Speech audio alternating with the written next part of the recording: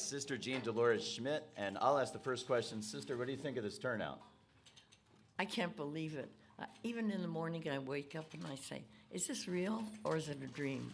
And I say, no, it's really for real.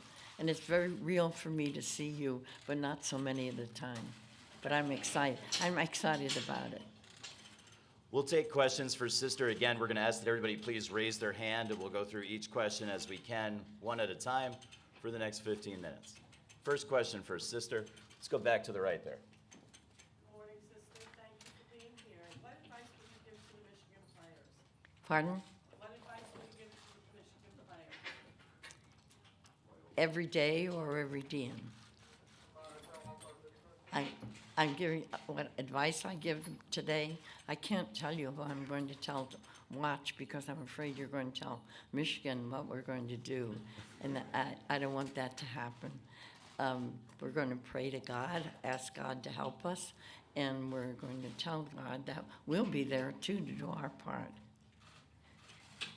Continuing with questions for Sister, to the front on the right, and just name your, say your name and media outlet first. Sean Brown, Christian Broadcasting Network of Southern Club. Good morning, Sister Jane. How are you? I'm great. I know that you pray a lot. You pray not just for your team, but you also cover the other team. How essential has prayer been for, obviously, your program, and why do you think it's so important to pray for their opponents? Well, I like to pray for both teams so that especially the fans who might hear me know that I'm partly on one side, but only partly. Because at the end of the prayer, I always ask God to be sure that the scoreboard indicates that the Ramblers have the big W. And then sometimes the fans from the opponents say, we noticed that you gave a Loyola a little more attention than you gave us. And I said, well, if you wore maroon and gold, you would too. So I have a working relationship with the opponents too. A lot of opponents have already taken my picture, so I thought, well, I wonder where their heart is. But I always pray too that nobody gets injured, because nobody likes to lose a member regardless of what part of the season it is. Sister, we'll take a question from the middle of the room. Eddie? Eddie, go ahead. Yeah. Hi there. I'm Eddie Ells from AP. There's obviously a lot of praying going on about a lot of things this weekend. What would you say is the key for the average person to get their prayer heard? Well, it all depends on how hard you work for it too. And we have a little slogan that we say, worship, work, and win. And so you need to do all those things. And if God always hears, but maybe he thinks it's better for us to do the L instead of the W. And we have to accept that. Sister, we're going to take two on the right, one here, and then one there.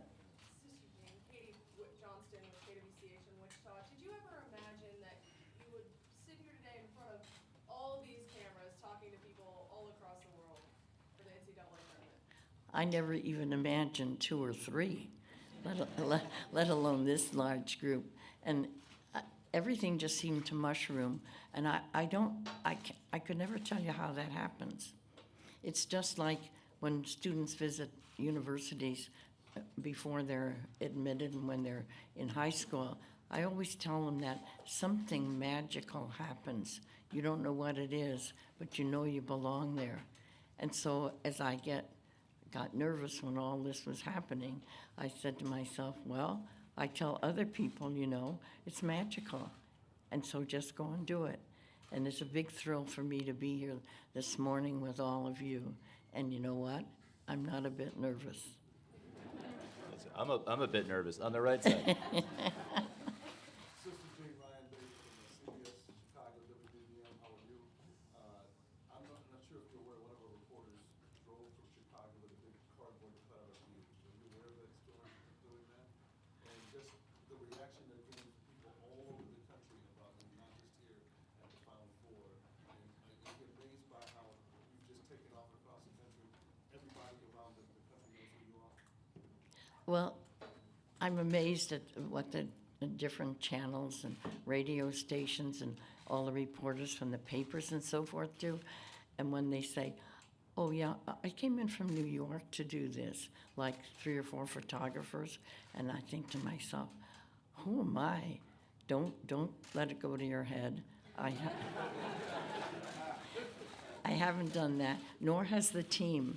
The team, those young men are very humble. They keep saying how confident they are, and I say, oh, I'm really glad to hear that. I'm probably more nervous at a game, though, than you are. And when they made the Sweet 16, the first thing Clayton said as he gave me a nice sweaty hug, he said, Sister Jean, we broke your bracket. And I said, go ahead and break it a little bit more. Thank you. Sorry, sister. Back to the room in the center, Jerry. Hi, Sister Jean, Jerry Palm from CBS Sports. Other than all of the media attention, how is this different than 1963 Loyola experience? Oh, well, of course, we didn't have all these fancy things of, digital media and all the things that seemed to make it easy. The fact that you can put me in a place like this when I'm not even there. It looks as though I'm visiting when you have a camera in, the main camera in New York or whatever city, and then you have me sitting in the Gentile Center at Loyola, and you have somebody else in another place. It looks as though we're all together. I get amazed. I'm not in communications, but I just have to tell you something aside, if I can do that. A student came to me about 2 years ago and said, I have to do a paper for communications. Sister Jean, could I interview you and learn about the changes that have been made in communications in your life? And I said to her, how long do you think this will take? She said, about 15 minutes. I said, in 96 years, that's how old I was there, could I talk that much in 15 minutes? I said, we better have at least an hour. But, because they think everything moves quickly. But no, sometimes it does, sometimes it doesn't. And I just think everything is so wonderful now. And I try to keep up with many things, but I'm a little behind in a few. Sister, we're going to move over to the left side over here. Sister Jean, Jason Jones, Wood TV with the Autogram Records. Happy Good Friday to you. You seem to be well adored throughout the entire country, except for perhaps in one city, Ann Arbor, Michigan. Have you seen Galen Rose's grandmother's message to you and the billboards that have been put up around town that they're going to teach you the difference between heaven and hell? I saw her on Facebook the other day, and I also heard that she said she's out to get me. So we'll see. Somebody said, maybe you need a pair of boxing gloves, and I said, well, we'll see what happens. We'll probably see each other. I hope we see each other. I hope we meet there. But I love to meet people. On the right side in the green. Sister Jean, have you had a chance to tour the city yet, have fun, party? I'll be too busy at halftime. But I just love being around the people who are watching the game. And somebody always says to me, oh, do you go to the locker room at halftime and give them advice? I say, no way. I said, that's the time for the coach to speak his language and their language together. Just on the right side in the gray suit thing. Good morning, Sister. Good morning. It's good to see you. Mike Berman from NBC in Chicago. Your face is now everywhere. It's on socks. It's on T-shirts. How cool is that? You have a bobblehead. How cool is that to see your face on all these items? Well, I sort of got used to that when some years ago our dance team did a face, but it was a sketch on their shirts.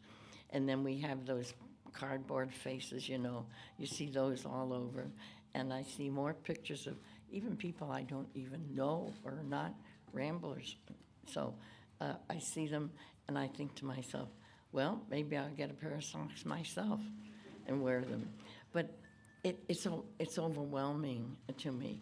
And my bobblehead, and I'm not saying this in a proud fashion, but the first bobblehead we gave away at a game against Milwaukee.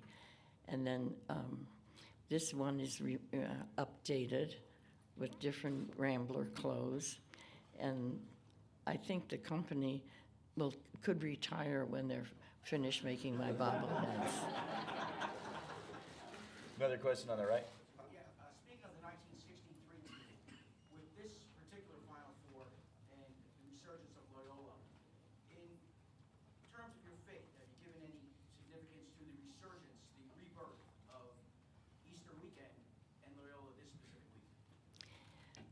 I see a similarity between the two teams in that they're humble, they're unselfish, they don't care who makes the points as long as the ball goes into the basket. And you'll notice that if you watch those 3 games that we played. And that's the way they are all the time. They've gelled together beautifully. They like each other. They like Porter. They like the fans. We have so many more fans than we ever had before, so they're buoyed up with all that. And of course, with the 63 team, it was different, and we didn't go to the 63. I mean, I didn't go, but I watched it on a little 11-inch black and white TV, and the game was delayed, and because we didn't have cell phones or tweet or anything like that, nobody told us that we had won, so we were watching the game as though it were live for us. And then everybody got out the house and walked down the line on Sheridan Road, young men and women together. So we didn't get as much publicity, but another thing with the 63 team is Porter brings them back to talk to this team, and they're impressed with them. On the floor. Hi, Sister Jean. Mike, I'm with WOAI News here in San Antonio. Welcome to town. Thank you. During basketball games, we often see players praying or talking to their Heavenly Father. My question to you is, do you think God is a basketball fan? He probably is. And he's probably a basketball fan, more of the NCAA than the NBA. I'll wager that your viewer audience is very large this time, and that if you compare it to the NBA when they're playing, it'll be different. And I say that because these young people are playing with their hearts and not for any financial assistance. Allison. Sister Jean, I'm curious, Allison Williams with ESPN. How are you balancing this being a religious holiday with your basketball obligations, Good Friday, Easter, and then all the events? It's a real challenge, but we're going to the Good Friday service this afternoon because we have that nice break. We're having a university mass together on Easter Sunday. You know, I said Easter Sunday because we hope to stay, and we're confident enough we will. And one of our Jesuits is coming down to say the mass for us. And it's hard though. We have to keep our minds in a quiet attitude as well. And I think we make that space, and that's what we do at Loyola.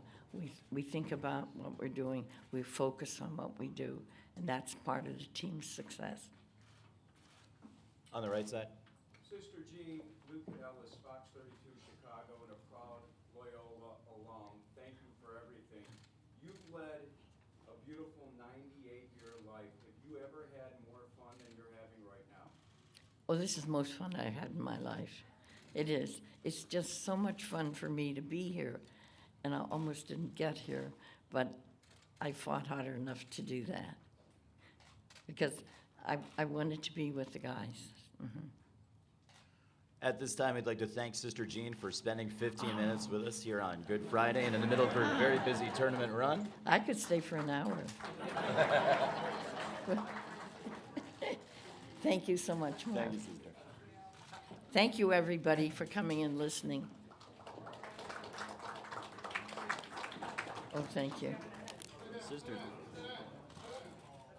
Everybody, please stay down for some photos. Yeah. Not with a bottle in my hand, though.